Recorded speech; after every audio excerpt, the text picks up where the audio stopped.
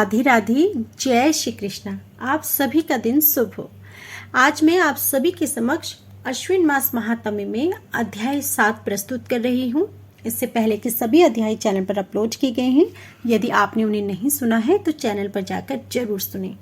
आपको बता दें कि आप अश्विन मास महात्म्य में श्रीमद् भागवत महापुराण में स्कंद 5 की कथाएं सुन रहे हैं, तो थोड़ा सा समय निकालकर इन कथाओं को जरूर सुनें।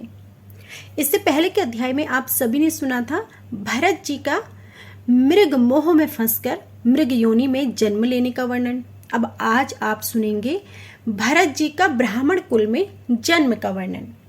श्री सुखदेव जी कहते हैं, राजम दम तप वेदा अध्ययन त्याग अतिथि आदि को अन्न देना, संतोष विनय विद्या कर्म विद्या अनसूया यानी दूसरों के गुण और दोष को ढूंढना, आमशन एवं आनंद सभी गुणों से संपन्न एक श्रेष्ठ ब्राह्मण थे। उनकी बड़ी स्त्री से उन्हीं के समान विद्या शील आचार रूप और उदारता आदि गुणों वाले 9 पुत्र हुए तथा छोटी पत्नी से एक ही साथ एक पुत्र और एक कन्या का जन्म हुआ। इन दोनों में जो पुरुष था वह परम भागवत राजश्री शिरोमणि भरत ही थे। वे मृग शरीर का परित्याग करके अंतिम जन्म में ब्राह्मण हुए थे, ऐसा महापुरुषों का कथन है। इस जन्म में भी भगवान की कृपा से अपनी पूर्व जन्म परंपरा का स्मरण रहने के कारण वे इस आशंका से कि कहीं फिर कोई विघ्न उपस्थित न हो जाए, अपने स्वजनों के संग में ही बहुत डरते थे। हर समय जिनका श्रवण स्मरण और गुण कीर्तन सब प्रकार के कर्म बंध को काट देता है, श्री भगवान के उन युगल चरण कमलों को ही हृदय में धारण किए रहते तथा दूसरों की दृष्टि में अपने को पागल मूर्ख अंधे और बहरे के समान दिखाते। पिता का तो उनमें भी वैसा ही स्नेह था, इसलिए ब्राह्मण देवता ने अपने पागल पुत्र के समावर्त पर्यंत विवाह पूर्वक सभी संस्कार करने के विचार से उनका उपनयन संस्कार किया। यद्यपि वे चाहते नहीं थे तो भी पिता का कर्तव्य है कि पुत्रों को शिक्षा दें। इस शास्त्र विधि के अनुसार उन्होंने इन्हें शौच आचमन आदि आवश्यक कर्मों की शिक्षा दी, किंतु भरत जी तो पिता के सामने ही उनके उपदेश के विरुद्ध आचरण करने लगते थे। पिता चाहते थे कि वर्षा काल में इसे वेद अध्ययन आरंभ करा दूं, किंतु वसंत और ग्रीष्म ऋतु के चैत्र बैसाख ज्येष्ठ और आषाढ़ 4 महीनों तक पढ़ाने रहने पर भी वे इन्हें ब्याहती और शिरोण मंत्र प्रणव के सहित त्रिपुदा गायत्री भी अच्छी तरह याद न करा सके।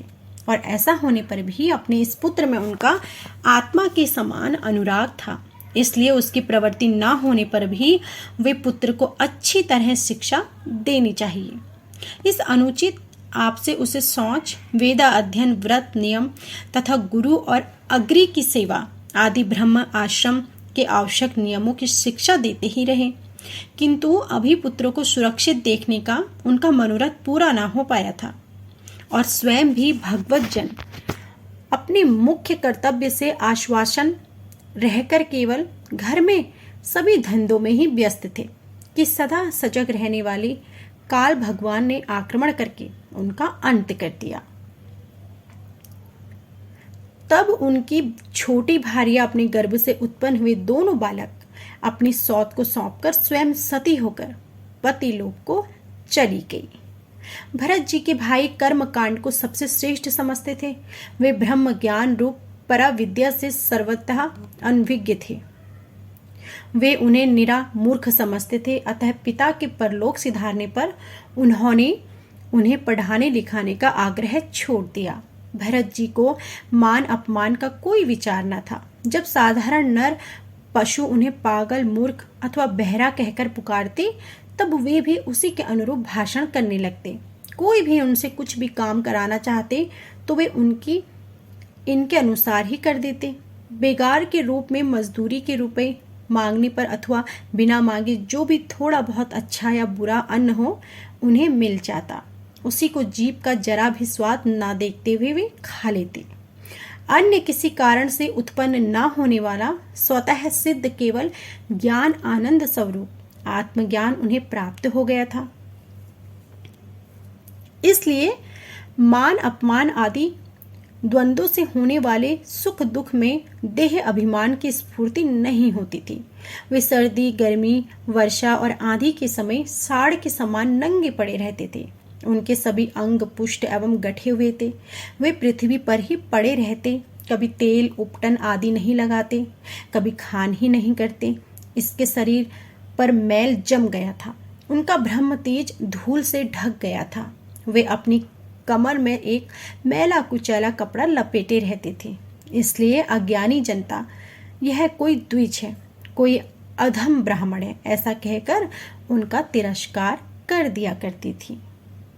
दूसरों की मजदूरी करके पेट पालते देख जब उन्हें उनके भाइयों ने खेत की क्यारियां ठीक करने में लगा दिया, तब वे उस कार्य को भी करने लगे। परंतु उन्हें इस बात का कुछ भी ध्यान न था कि उन क्यारियों की भूमि समतल है या ऊंची नीची, अथवा वह छोटी है या बड़ी है। उनके भाई उन्हें चावल की कनी, खली, भूसी, धुने हुए उड़द अथवा बर्तनों में लगी हुई जले अन्न को खुरचन जो कुछ भी देते, वे उसी को अमृत के समान खा लेते थे।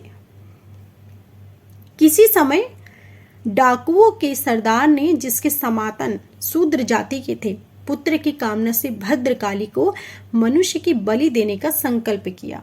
उसने जो पुरुष पशु बलि देने के लिए पकड़ मंगाया था, वह दैववश उसके फंदे से निकलकर भाग गया। उसे ढूंढने के लिए उसके सेवक चारों ओर दौड़े, किंतु अंधेरी रात में, आधी रात के समय कहीं भी उसका कुछ भी पता न चला। इसी समय दैव योग से अकस्मात उनकी दृष्टि इन अंगिरा गोत्रीय ब्राह्मण कुमार पर पड़ी, जो वीरासन में बैठे हुए मृग, वराह आदि जीवों से खेतों की रखवाली कर रहे थे। उन्होंने देखा कि यह पशु तो बड़े अच्छे लक्षणों वाला है, इससे हमारे स्वामी का कार्य अवश्य सिद्ध होगा। यह सोचकर उनका मुख आनंद से खिल उठा और वे रस्सियों से बांधकर चंडिका के मंदिर में ले आए। तदंतर उन चोरों ने अपनी पद्धति के अनुसार विधि पूर्वक उनको अभिषेक एवं स्नान कराया, वस्त्र पहनाए, नाना प्रकार के आभूषण, चंदन, माला और तिलक लगाए, धूप, दीप, माला, खील, पते, अंग और फल आदि उपहार सामग्री, विभिन्न गान, स्तुति और मृद एवं बोल आदि का महान शब्द करते हुए उस पुरुष पशु को भद्रकाली के सामने नीचा सिर करके बैठा दिया और इसके पश्चात दस्युराज के पुरोहित बने हुए लुटेरे ने उस नर पशु के रुधिर से देवी को तृप्त करने के लिए देवी अभिमंत्रित एक तीक्ष्ण खड़ग उठाया। चोर स्वभाव से तो रजोगुणी तमोगुणी थे। धन के मद उनका चित्त और उन्मत्त हो गया था। हिंसा में भी उनको स्वाभाविक ही रुचि थी। इस समय तो वे भगवान के अंश स्वरूप ब्राह्मण कुल का तिरस्कार करके स्वच्छंदता कुमार्ग को ओर चल पड़े थे। आपत्तिकाल में भी जिसका हिंसा का अनुमोदन किया है, उसमें भी ब्राह्मण वध का सर्वदा निषेध है। यह भयंकर कुकर्म देखकर देवो भद्रकाली के शरीर में अति दुख है। ब्रह्म तेज से दाह होने वाला एकाएक मूर्ति को फोड़कर प्रकट हो गई। अत्यंत असहनता और क्रोध के कारण उनको भी बड़ी हुई थी तथा करार दाढ़ों और चढ़ी हुई लाल आंखों के कारण उनका चेहरा बड़ा भयानक जान पड़ता था। उनके उस विकराल वेश को देखकर ऐसा जान पड़ता कि मानो वे संसार का संहार कर डालेंगी। उन्होंने क्रोध से तड़पकर बड़ा भीषण अट्टहास किया और उछलकर उस अभिमंत्री खड़ग से ही उन सारे पापियों के सिर उड़ा दिए और अपने गणों के सहित उनके गले से बहता हुआ गरम गरम रुधिर रूप आशो पोकर अति उन्मत्त ऊंची स्वर से गाती और नाचती हुई उन सिरों को ही गेंद बनाकर खेलने लगी। सच है, महापुरुषों के प्रति किया हुआ अत्याचार अपराध इसी प्रकार ज्यों का त्यों अपने ही ऊपर पड़ता है।